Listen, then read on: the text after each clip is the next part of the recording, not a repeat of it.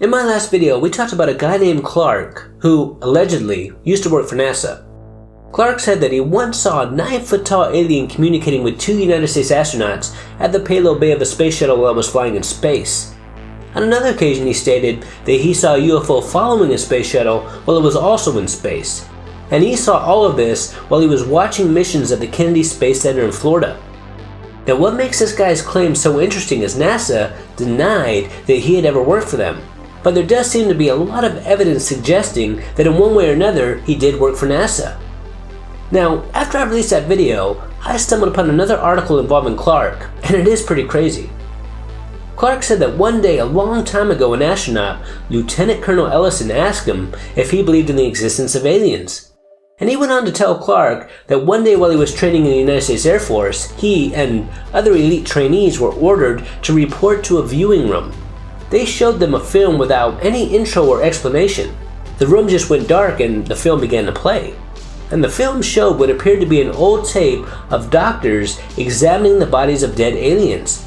And this famous astronaut went on to explain to Clark that these extraterrestrials were small, grayish-looking humanoids with large heads and very large eyes. And when the film ended, they were told to never speak of this again. And Ellison believed that these dead aliens were from the famous UFO crash at Roswell, New Mexico in 1947. Now, I'm sure that most of you know about the Roswell Incident, and the thing that always made me believe that an alien spaceship did crash is because they said it did. But the next day, they retracted their statement and then claimed it wasn't a UFO but a weather balloon. And over the years, many people have come forward stating that not only did a UFO crash at Roswell, but they also found the remains of dead aliens, making this the most famous UFO and alien case in the world. Now, Lieutenant Colonel Ellison, the first Japanese American to go into space, was definitely trained and handpicked by the government to be one of the very few elite astronauts of the time. So if what Clark is saying is true, then maybe they were trying to prepare him and the others in case they ever came face to face with an extraterrestrial. And that makes sense to me. And to make things more interesting, Ellison died in the Challenger space shuttle explosion right after telling Clark all this information.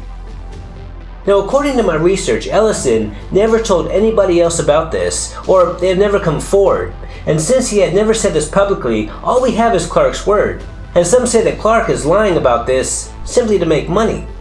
Now, I hope that this is not true because Ellison is an American hero who died for his country, and I doubt that any decent human being would make up stories about someone after they passed away, especially an American hero such as Lieutenant Colonel Ellison. Now, there haven't been any other astronauts who have come forward confirming that they too have saw this tape as of yet. But Edgar Mitchell, the 6th man to walk on the moon, and who we talked about in my last video, firmly believed that the American government covered up the Roswell incident. He publicly stated that the reason for the cover-up was because they didn't know if the aliens were hostile to us. And also because our government, the United States government, didn't want the Soviets to know about this because we now had in our possession highly advanced extraterrestrial technology. Now, it's kind of shocking how many astronauts believe in not just the existence of aliens, but believe that they are visiting Earth. Another very famous astronaut, Anderson Cooper, the first man to sleep in space and one of the 7 astronauts who took part in Project Mercury, the first American manned missions into space, said that he saw with his own eyes a UFO flying over Germany in 1951. And he also claimed that he once saw a UFO flying over a secret airbase. And he believed that this UFO was spying on this secret airbase. Now, we didn't want to name the airbase, but I bet he was talking about Area 51.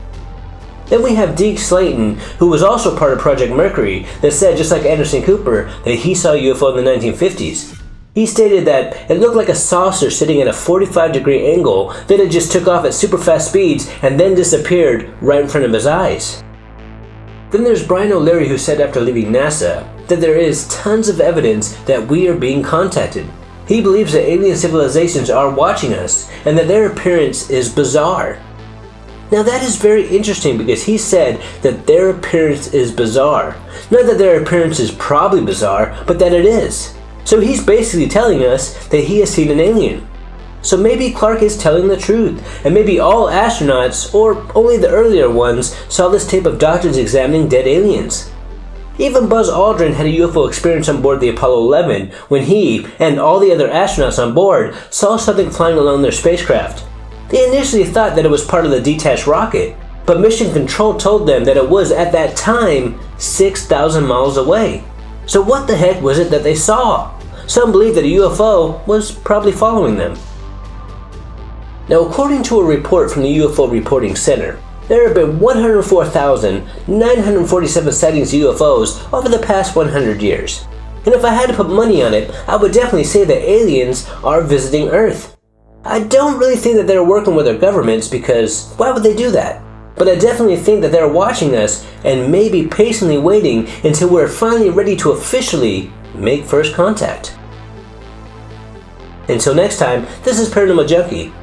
Make sure to hit that subscribe button and stay tuned.